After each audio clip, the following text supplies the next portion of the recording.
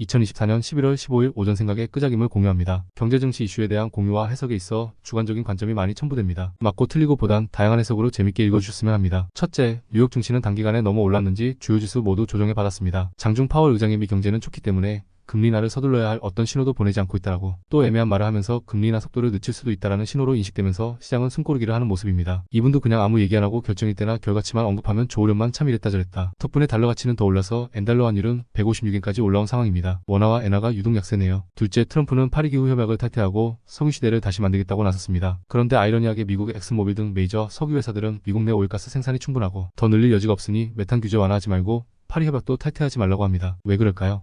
이미 전 세계가 탄소 중립의 시대를 가정하고 그에 맞는 투자를 집행하고 탄소를 감축하기 위한 대규모 투자를 시작한 상태입니다. 그리고 무엇보다 글로벌 추세를 트럼프의 임기 4년간 온전히 바꾸기 어렵다는 것을 압니다. 더욱이 트럼프의 이번 임기는 단임 4년이 전부입니다. 2년이 좀 지나면 다음 대선으로 또 레임덕 기간이 올 가능성을 알기 때문에 글로벌 스탠다드를 구축하는 틀을 깨는 걸 원치 않는 거죠. 트럼프만 믿고 다시 생산시설 늘렸다가 다시 파리기후 협약에 가입을 4년 뒤에 하면 메이저 석유업체들은 더 골치 아픈 상황이 될 수 있기 때문이죠. 금융시장엔 선반영과 심리 등이 반영되기 때문에 먼저 움직이긴 합니다만 최근 국내도 글로벌 실적이 좋아도 우려로 폭락한 신재생 섹터 등의 수주잔고는 글로벌 기조가 바뀌는지를 체크해보면 몇 년 뒤 또 기회가 될 수 있는 섹터일 수도 있습니다. 다만 아직은 트럼프 앤드 머스크가 묻은 섹터가 유리하긴 합니다. 셋째, 어제 한국 증시의 한 줄 평입니다. 지랄도 풍년이며 막장도 이런 막장이 없구나. 표현이 격하여 죄송합니다. 그냥 하루 종일 시장을 보면서 삼성전자와 같은 450조 내외인 회사가 어디 작전 끝난 잡주마냥 줄줄 흘러내리며 297조까지 내려가는 걸 보면서 지구상에 전쟁이 실제로는 대한민국에서 난 거였구나 싶은 생각을 잠깐 했습니다. 넷째, 장 초반엔 삼성전자가 5200원으로 소폭 마이너스로 시작하여 빠르게 2% 넘게 반등에 성공하면서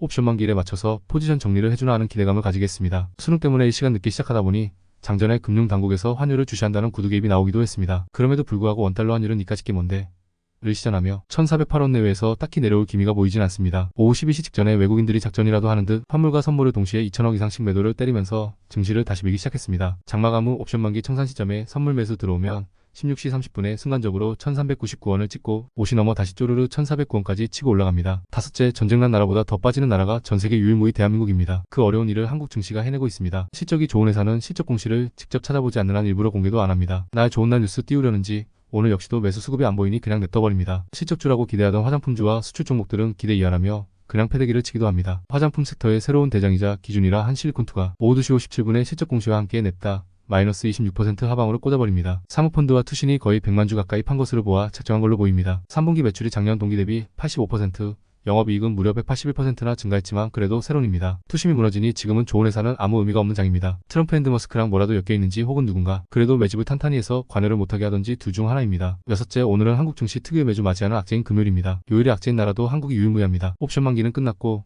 오전에 반대 매매로 추가로 탈탈 털고 가볍게 반등에 성공할지 오늘조차도 우선은 밀어서 더 좌절 구간까지 보내고 다들 포기할 때쯤 반등을 시켜보낼지 외국인 선택만 남았습니다. 결국은 반등이 나올 텐데 유독 이번 하락은 한국만 유난을 떠네요. 일곱째, 이런 증시를 어떻게든 외국인들이 들어올 유인책을 만들어야 할 정부와 정치인들은 서로 다음 총선과 대선을 위해서 드라마틱한 명분 쌓기 놀이만 하고 있어 보입니다. 진짜 다들 가서 뒤통수를 후려쳐주고 싶네요. 아시아에서 이머징 마켓으로 한국이 그래도 유망한 나라였는데 인도 중국보다 못한 건 인구빨이라도 있으니 그런가 보다 싶더라도 전쟁을 수행 중인 나라보다도 빠지는 게 맞나 싶을 정도로 그냥 황당한 한국 증시입니다. 지금은 테마주나 주도주를 보유하고 있지 않으면 소외를 넘어 환멸을 느끼게 하는 국내 증시처럼 느껴질 겁니다. 어떻게 생각하면 난이도가 낮고 어떻게 생각하면 난이도가 높은 한국 증시입니다. 여덟째, 어제 환율 이야기를 했습니다. 다른 관점에서 보겠습니다. 지금 외국인이 매도하여 확보한 현금을 달러로 바꾸지 않고 보유하고 있다가 지금부터 매수를 만약 한다면 많이 빠진 한국 증시를 저가에 매수하는 기회를 가지게 됩니다. 1400원대의 환율 시점에 매수한 삼성전자가 67만 전자로 갈 때까지 본다고 가정하면 현물 수익이 발생하면서 매도 시점에 때마침 환율이 1350원 혹은 1300원 초반까지만 빠지면 수익한 차이까지 발생합니다. 충분히 매력적인 구간이기도 합니다. 아홉째, 외국인 입장에선 환율이 더 올라갈 거라고 판단이 들면 섣불리 현물을 사려 하진 않을 겁니다. 아니면 최근 강제로 하방 포지션을 파생으로 잡고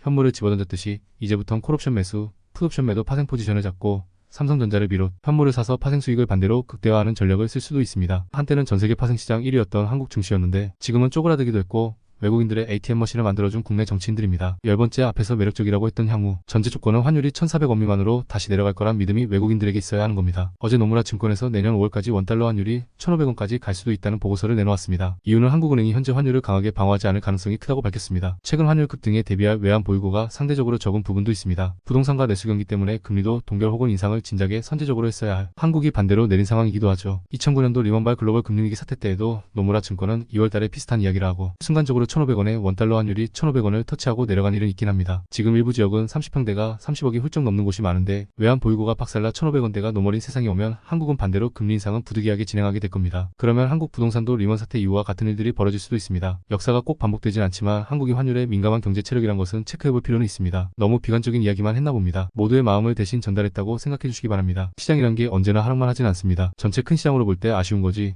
트럼프 앤드 머스크 섹터가 강해졌듯이 한국은 테마 흐름에 예민한 시장입니다. 크게는 역시나 반도체 2차 전지 바이오입니다. 시장의 등락에 영향을 줄 만한 큰 시총을 보유한 섹터가 아직 여타의 섹터에서 탄생하진 않았습니다. 내년엔 아마도 트럼프 앤드 머스크와 연관된 섹터 내에서 과거의 에코프로, 알테오젠, 한미반도체 같은 회사가 탄생할지도 모릅니다. 그런 섹터와 테마 회사를 찾는 재미는 지금부터 유효합니다. 비트코인이 금값이 되어가고 금값은 하락 중입니다. 비트코인은 9만 불을 들락거리며 트럼프 앤드 머스크 테마를 강하게 탄 상태입니다. 다가올 4년간 어떤 가상자산 시장에 어떤 변화가 생길지 궁금하긴 합니다. 반면에 금 선물 가격은 10월 30일 온스당 2,800불을 찍은 후 2,552불까지 브레이크 없이 급락 중입니다. 한국으로 치면 한돈에 52만원을 넘겼던 금값이 지금은 43만원대까지 빠졌습니다. 온스당 2,500불을 지지해주지 못한다면 추세상으론 2,400은 한번 깨지는 것을 보고 있습니다. 아마도 그 시점에 금리와 환율, 비트코인, 시세 등 유기적인 영향을 받아 시세에 대한 방향을 다시 결정할 것으로 봅니다. 우선 기억해야 할 건 온스당 2,800불은 금 역사상 최고가란 겁니다. 금 시세를 1970년대부터 2024년까지 장기 차트로 보시면 선물 트레이딩하는 분이나 향후 금시세에 대한 추세는 확인하시는데 도움되실 겁니다. 한국은 아직 자유주행에 관대하지 않습니다. 시범 운영을 하고는 있지만 아직은 제도적인 준비를 더 해야 할 듯합니다. 책임 소재가 가장 크겠죠. 앨런 머스크도 로보택시를 바로 내년부터 시범 운행에 들어갑니다. 그리고 미국은 자율주행 관련 규제가 빠르게 완화되며 많은 도시에 적용이 될 겁니다. 세상은 안 변할 듯 하지만 어느 특정 시점을 계기로 엄청 빠르게 변합니다. 우리가 지금 스마트폰을 쓰는 것처럼 말이죠. 한국도 자율주행 차량은 물론 택시 등도 다닐 겁니다. 분명히. 그때가 되면 지금 1억이 넘는 택시 면허가 종이 쪼가리가 되는 날이 올 겁니다. 신촌이대 명동 등의 그 높던 권리금이 사라지듯이 말이죠. 세상의 변화를 빠르게 알 수 있는 게 아이러니하게도 증시입니다. 모든 증시에 있는 종목들의 흐름을 보면 미래가 보입니다. 지금 증시가 주목하는 섹터가 곧 우리가 맞이하게 될 미래란 것만 기억하시면 됩니다. 모든 투자의 결과물은 오로치 당사자의 몫입니다. 회사든 주식이든 코인이든 혹은 사람 지인 자녀 회사 대표 등이든 뭐든 말이죠. 미국의 픽테크의 경우 투자사들이 보통 사업 모델과 창업주를 믿고 큰 돈을 베팅합니다. 전액을 다 잃을 수 있음에도 불구하죠. 그게 투자입니다. 어찌 보면 부모가 자녀에게 하는 투자가 가장 월가와 비슷한 투자라 생각을 하기도 합니다. 최근 엔비디아의 젠슨 황과 소프트뱅크의 손정혜 회장이 공개 강연에서 만나서 한 농담이 있습니다. 젠슨 황이 한때는 손정혜 회장님이 엔비디아의 최대 주주였습니다. 라고 하며 손정희가 그 순간 휘청거리는 퍼포먼스를 했습니다. 손정혜 회장도 분명 수익을 보고 나갔지만 그가 엔비디아를 정리한 시점이 2019년 $5 내릴 때입니다. 지금 엔비디아의 주가는 140불을 넘나들고 있죠. 투자는 안목도 있어야겠지만 어찌 보면 최악을 벗어나는 과정을 같이 이겨낸 큰 보상 같은 거라 생각을 합니다. 운은 언제나 그 시간을 당겨주거나 혹은 보상의 크기를 결정해줄 뿐입니다. 여기저기 어렵고 힘든 이야기뿐입니다. 한국 하늘 아래다 똑같이 삼시세끼 먹으며 같은 시간대에 살다 보니 정도의 차이일 뿐 비슷한 건 아닐까 싶습니다. 한동안은 테슬라 앤드 머스크의 모든 말이나 행동이 주목받는 시장일 겁니다. 참고할 필요는 있습니다.